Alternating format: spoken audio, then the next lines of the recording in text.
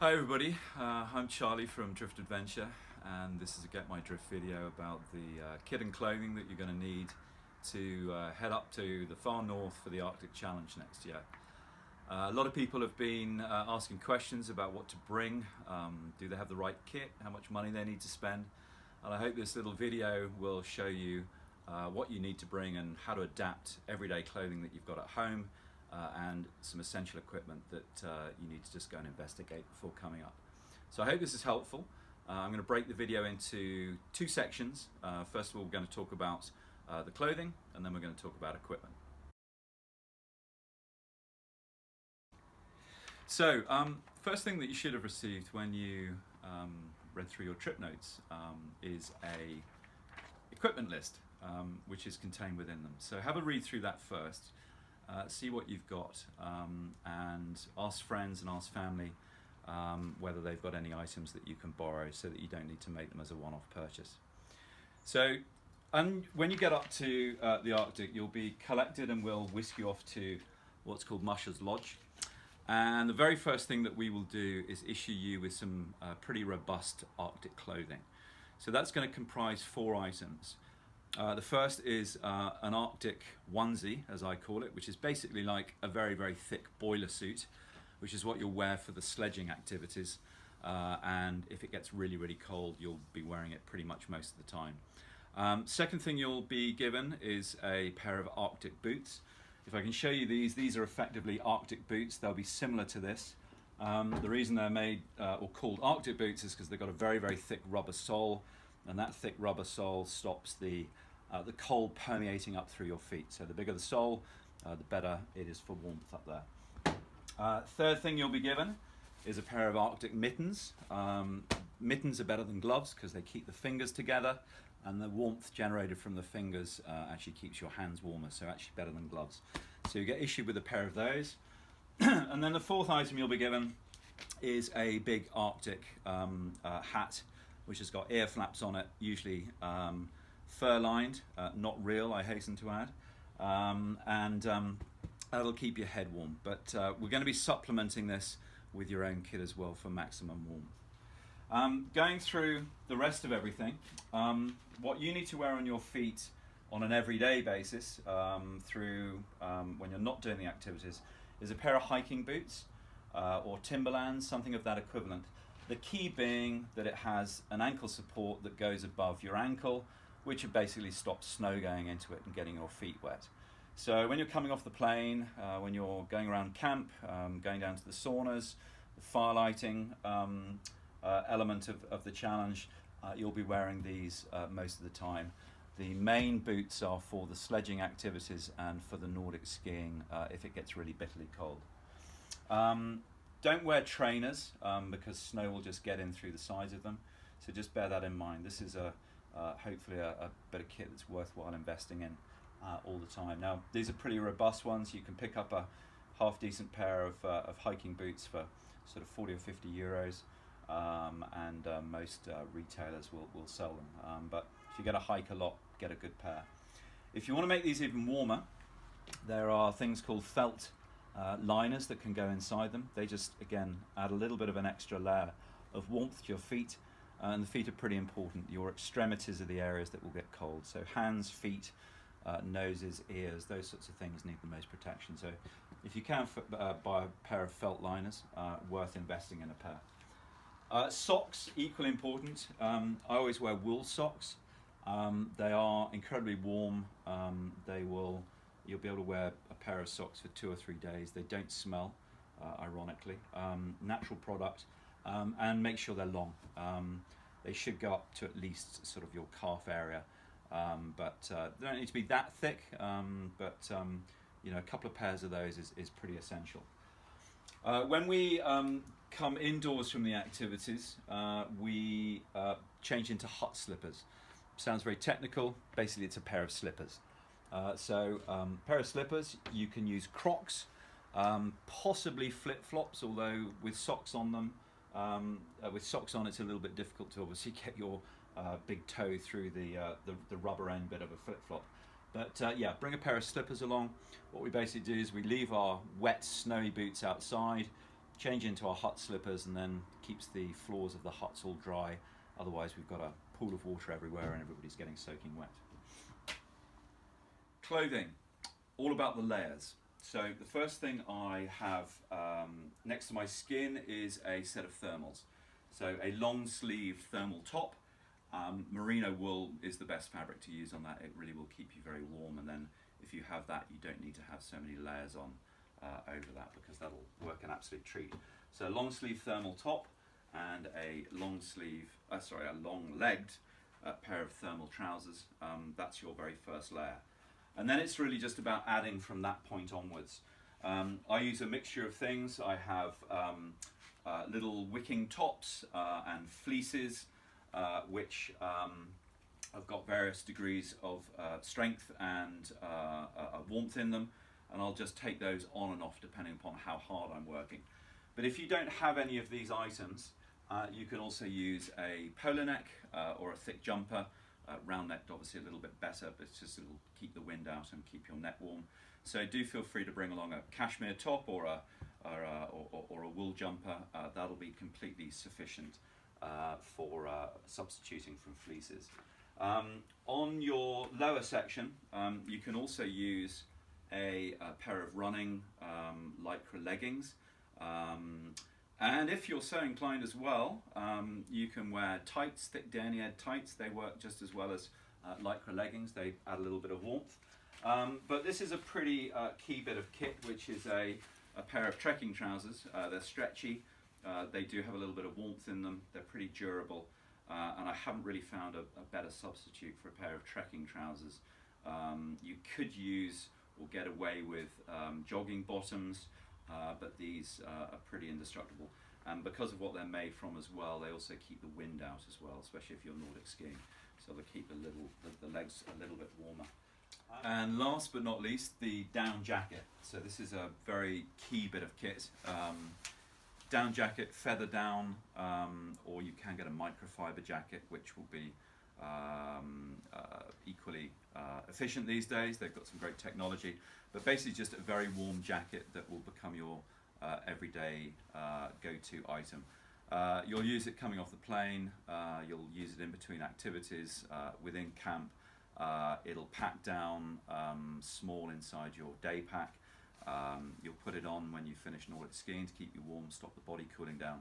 So get yourself a good down jacket or a ski jacket. Bring one of those along as a substitute, because this will be your best friend out there. Okay, moving on to the rest of the your body. Get yourself a good beanie, a woolly one. You can get other animal wools, alpaca's very warm, that sort of thing. So make sure you have a good beanie with you. And if you really do suffer from the cold as well, get yourself a balaclava. These will just keep the cheeks areas and your forehead pretty warm. You can pick those up from most outdoor sport shops. They're not very expensive, but you'll know your own body better than I in the sense of how it is affected by the cold. Hands, incredibly important as well. I wouldn't necessarily bring up woolen gloves. I'd try and get some sort of thinsulate glove which has got a slightly waterproof membrane on the outside. Obviously snow melts when it gets warm, so you want gloves that will not get wet and then refreeze and make your hands even colder. You can get a pair of leather gloves with some felt lining in them. These are actually called Chamonix Binmen gloves. They're used by the binmen up in Chamonix, and they're online for about £17, £18, something like that. Cheap and cheerful, but they do the job. But you'll supplement that with your Arctic mittens.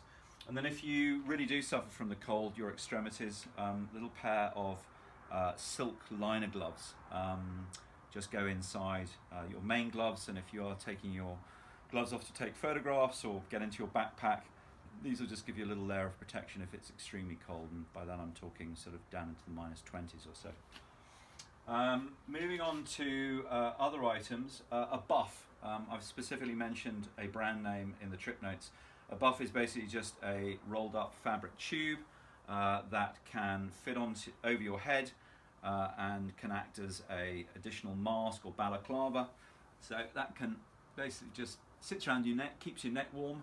You can move it up to this point, keeps your nose warm, keeps your ears warm. You can move it over to this point, and then it keeps everything else. And with goggles and everything else, that keeps warm. So that's a very useful item to have with you, and you'll use that every day in other circumstances as well.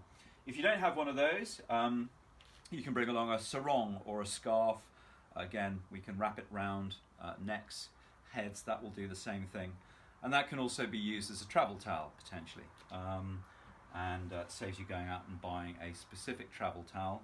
If you don't want to go and do that, just use a small hand towel from home. It's basically just to wipe you off when you've been in the sauna, so it doesn't need to be specific to a travel purpose. And then above all of that, I also carry a small light down jacket, which just supplements the rest of my kit. Again, that's just something that's very lightweight, and a lot of people have these for everyday use in towns and cities, and you can get those from places like Muji or those sorts of stores, which are Uniqlo, those sorts of places, and they're relatively good value at £30 or £40 or so for that. Last bit of the equipment is the equipment. So this is all the non-clothing items that are pretty vital. Firstly, a pair of goggles. These are a pretty expensive pair actually, so don't go and shell out huge amounts of money for them. But get some goggles on. It's if the wind is blowing hard, you're going to get snowflakes potentially driven into your eyes. So a good pair of goggles when you're on the sleds is pretty essential. You can pick up ski goggles relatively easily for sort of 20 or 30 euros off Amazon and those sorts of places. Head torch, one of your most vital bits of kit. Don't skimp on this. You need a decent head torch and lots of batteries. The cold drains batteries very, very quickly. Cameras, phones, head torches. The cold is an absolute killer for those. So get yourself a good head torch. You'll use it pretty much in value, pretty much all the time, because we're in half light for most of the day, so you'll be using it from 2 in the afternoon right the way through till sort of 10 in the morning for all your activities going outside and during the evening time. If you do happen to have a sort of garage torch or another torch, do bring that along, always useful. You can just hang this up in the dormitory areas, saves you using your head torch. These again, €3 or €4 from a sort of DIY store, all very helpful. A penknife, you never know. It's a multi-tool, Leatherman, anything like that. Always very useful to have. You never quite know when you might need one. I carry one everywhere, so do bring one of those along. I've mentioned dry bags. Now these are dry bags. They're basically just bags with a roll top and a clip system that just allows you to carry things in. So I would always bring one if you can, and then I bring several others, and I use them also as a packing system. So I'll put socks and underwear in one, I'll put medical stuff in another, I'll put shirts in another one. And when you open your bag in the dormitories and you know that you want your wash kit, you can just pull out the bag rather than having to rummage around your whole bag. And then during the daytime, we just keep one of those in our day pack, and that'll keep the spare pair of socks and a bit of food and any items that you want to keep dry in there. Now, you don't have to go and buy these. You can just use a plastic bag. Essentially, it's just to keep whatever you want dry and organised. So bring along 10 plastic bags if you want to. It doesn't really matter, but these are specifically dry bags for that purpose. Water bottles. Don't bring a plastic one because these little nozzles freeze up as the moment that they get water through them in the temperatures that we'll be in. And also camelbacks. I know I put camelbacks on the trip notes. They are a little bit susceptible to freezing, so be careful about that. I use an aluminium reusable watering bottle all the time. These SIG ones are particularly good, primarily because you can buy thermal covers for them, which obviously if you've got water in there, keeps the water a bit warmer when you're outside or on your bedside table, stops it freezing. So very, very useful, but not essential. There are other ones that you can get for that. Thermos flask, especially for the Nordic skiing. Useful to have that along. You might want to fill it with tea, coffee, hot juice. Just gives you a little boost when you're out there working your cells hard on the skis. You might ask what that is. That's some electrical tape. I always put it around the thermos here, just because I always carry it with me. I use that for running repairs. So it could be for a hole in my jacket. It could be for a sole of my shoe that might have come off or unstuck. Very useful to have, and stops you having to find it in the bag. It's always wrapped around there, and you can unwrap that. Just a little useful tip if anybody's interested. Hip flask, very important. Little tipple of scotch or your favourite liquid in there in case it gets emotional. So do bring one of those along if you want to. Plastic bags, slightly different from the dry bags in the sense of Ziplocs, freezer bags. Again, I just keep things like my loo paper in there. I might put my phone in there. I could put my charger in there, and I'll just wrap it up, put it into my pack. Just keeps it all dry. So again, if you put a wet item of clothing in there, or if you get your socks wet and you want to stop the socks getting everything else wet, pop it in a plastic bag, and then just keeps everything else dry. So bring a few plastic bags along with you. This will be your day pack. Most people have got a rucksack, so it's just big enough to carry your day items, extra pair of clothes, some socks, your plastic bags, phone, wallet, those sorts of things. So travel with that on the plane, bring all your stuff with it, along with your other larger case, and then that's what you'll wear on all the activities. It doesn't need to be particularly technical, it's just a backpack. Most people have got them for gyms and those sorts of things. Hand warmers or feet warmers as well. Again, if you are susceptible to the cold, bring these little boys along. You take them out of their packet, rub them. You can pop them down your boots, pop them inside your gloves, and they'll just give you a little bit of an extra layer of warmth on there. So these are pretty useful things. I will carry them with me at all times, but if there's a large number of you, there may not be enough to go around, so do bring your own as well. Getting on to the last items, personal wash kit, medical kit, flannel. I put wet wipes on there, but they're not particularly environmentally friendly. So instead of throwing things in the bin, bring a flannel. We don't have warm showers in the wilderness cabin, so we use the sauna. So it's a very good method just for washing down. And then in terms of your personal kit, I always bring Compeed along, which is basically second skin. If you get blisters, this is a great thing to put on the heels. It just allows you to carry on walking and skiing and everything. So bring along some Compeed or other brands there, and then just whatever you want to in terms of your wash kit, toothbrush, toothpaste, and plasters, some ibuprofen, paracetamol, aspirin, or any personal medications. If you're diabetic or asthmatic, bring those along with you. Make sure you don't forget those, and please also let me know, so that if you are ill while you're up there, at least I know potentially what we're dealing with. And then basically that all goes into a big duffel bag or a suitcase. So I use a duffel bag, but please feel free to use a suitcase. It goes into the huts, and then you can obviously draw everything from there through the course of the 4 days. Thanks for watching. I know that was a lot to take on board, but I hope it was helpful and guided you through most of the essential items.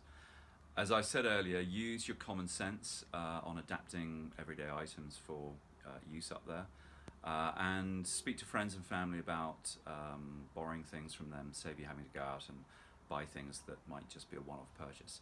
And of course, if you've got any questions, no matter how trivial they may be, do drop me a line, charlie@driftadventure.co.uk.